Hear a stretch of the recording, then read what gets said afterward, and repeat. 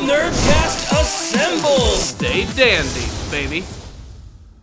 Well, it looks like Emilia Rudewell's plan to make Anos Voldigoad look like a total chump is not going to work. In fact, it's going to end up biting her directly in her magical ass in what I think might be the most satisfying episode of the Misfit of Demon King Academy. That's right, my friends. I loved this episode. This is without a shadow of a doubt my favorite episode from the entire season. It's made me fall in love with this stupid and over-the-top franchise even more than before, and I could even go as far as to say that it might have eclipsed my favorite show of the anime season, which is The God of High School. And I love The God of High School. It's over-the-top, it's stylistic, it features some of the best action scenes that I've seen all year, but I don't know what it is about this show, but every single episode manages to suck me in even more. And there was a scene in this episode which just had me at the edge of my seat laughing with absolute joy over watching Anos finally get revenge against his homeroom teacher.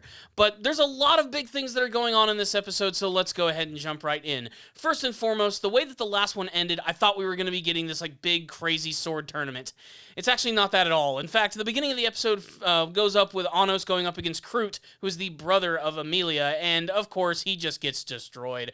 Absolutely wrecked by the power of Anos, and this does not sit well with his sister. And we get to see a few other minor sword fights, just sort of establishing that Anos and Lei are incredibly powerful, and it's very obvious that they are going to be throwing down with one another in the big finale of this tournament. And it's also officially confirmed as well that Lei is sort of being like led by the royalists, and they're sort of taking advantage of him and the fact that his mother is sick with this crazy spirit-like disease or sickness. So basically he has a collar around his neck, as Otto says, and he's basically being led.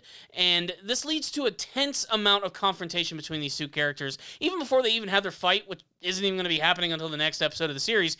They even like throw down with one another in this fantastic scene where Lei just like throws his sword directly into Anos' forearm, and then he just casually takes his hand and basically prepares to rip out Lei's heart, again just demonstrating that not only can Anos take a lot of damage, but he can also just wreck you in just an instant in the most violent and over-the-top way possible. And this was just one of the many small scenes about this episode. And I didn't even mention, I think one of my favorite things here at the beginning of the episode is that while Anos is battling against Kroot, all of his harem, the Unitarian group, those group of girls that are obsessed with Anos, are basically singing the entire time. They basically have this like anthem which is all created to honor Anos Voldigoad. So Kroot is not only like losing, but he's getting his ass kicked to a soundtrack.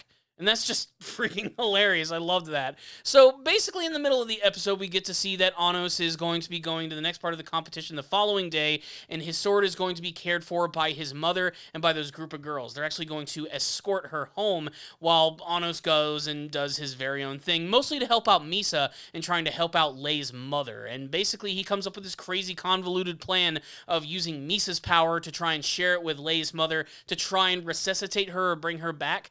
Basically, it's magical jargon. It's kind of like the technobabble that you hear in Star Trek, just in a more fantasy setting, and it's a little over the top and crazy, but I don't even care about that. What I care about is the next big scene of the episode where Anos' mother and all of those girls are just walking casually home when suddenly they're met by Emilia Rudewell, who basically just goes on the attack. Now, the thing about Emilia, of course, is that she believes in the royalists and she does not care for the hybrids at all. Basically, it's like a class system for her, and she just looks down on them to the point where basically she's going to try and take this sword from Anos' mother, and she'll do it in a violent fashion if possible. And she basically proceeds to use all of these magical abilities to just attack them and absolutely roast all of these girls, who not only take the attack, but continue to sing that song praising their lord Anos Voldigoad, which really pisses her off, and these girls really just get absolutely, like, wrecked, like, burnt to a freaking crisp. And right as Isabella is about to be attacked, Anos decides to come in, and he stops all of this, not only subjugating her with a spell, but freaking choking her out and transporting her to an arena, where he proceeds to do what I think is probably the coolest thing in the entire series. Not only does he fatally wound her by stabbing her with a sword, but he basically outright kills her and then brings her back. He essentially resurrects her and makes her a reborn person. The thing is, she doesn't come back as her original form. She comes back as a brand new person who is a hybrid. She has now become everything that she has always hated. And the salt on the wound, of course, is that he has also cursed her. So if she even tries to kill herself, if she ever gets hurt, if she ever dies again, she'll be reborn as another hybrid. She's going to have to live with this from now on, and my god, that might be the most brutal punishment that I have seen from Anos in the entire season, and man, it just made me fall in love with this episode and Anos even more. Anos is such an amazing freaking character. He can be so brutal one minute and so, like, calm and caring the next. He's a very intriguing character, to say the least, and that punishment that he laid down on Emilia in this episode, my god, is it just freaking incredible. So now that justice has been dished out, we go back to the stuff with Lei, who goes back to see that his mother is being healed by Misa. This does not sit well with him at all, as he decides to knock her out. We also delve a little bit into his backstory, officially confirming that this is actually his adoptive mother when he was sort of abandoned by his biological parents. And we also get to learn that throughout his entire life, he has always been very gifted, basically winning at everything. That is until he met Anos, and it's something that brought him a tremendous amount of joy, as he was sort of looking for this loss, looking for this moment where he wasn't always going to be on top. He was trying to find his weakness in life, and he found it through Anos. And in a way, as his mother said, this is actually going to free him if Anos can actually follow through with all of this in their big final battle, which is going to be coming up in the next episode of the series, which I am very anxious for. So what's the rundown on this episode of The Misfit of Demon King Academy? This entire episode is defined by that scene in the middle with Emilia Rudwell. I mean, I got so much satisfaction from that, especially because for the last couple of episodes, they've been really building up the fact that Emilia straight up hates Anos Voldigoad. And, you know, before, they didn't really delve into it all that much, but it's because she's on such a high horse about what it means to be a royalist, to have that royal blood, to be on top all the time and always stomp down on the hybrid people.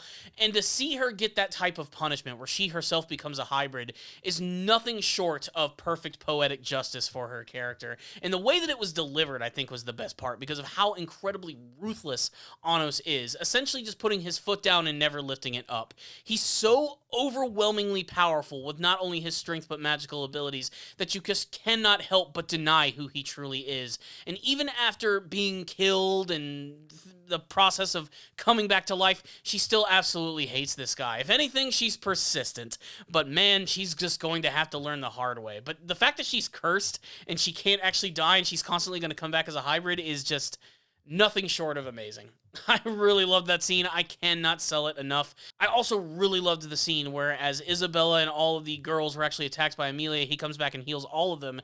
He actually asks for all of their names, and he remembers all of them perfectly. He honors them, and it's just a great moment. I'm going to be honest with you, though. I don't remember their names at all, but for him to actually do something like that, again, just speaks for how great of an upstanding character that he is, where in any other series he could potentially be the villain, but here he's playing the role of the hero, and he's completely reforming this world, which has sort of been twisted and not going the way that he had originally planned. And getting to see him like bring it back to the way it's supposed to be is, I think, one of the best things about the entire show. As for Lei, I think all of that stuff was handled pretty well here, but to me it was completely overshadowed by all the stuff with Emilia.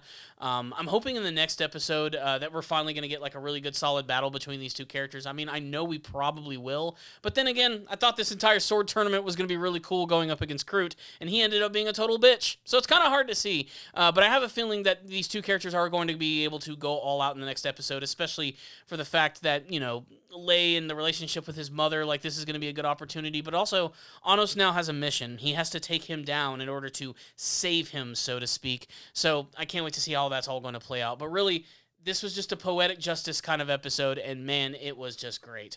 I'm giving this one a 5 out of 5. I truly loved this one. It had some fantastic moments, especially that one in the very middle of the episode, and every character just manages to be really interesting and likable in a very different kind of way.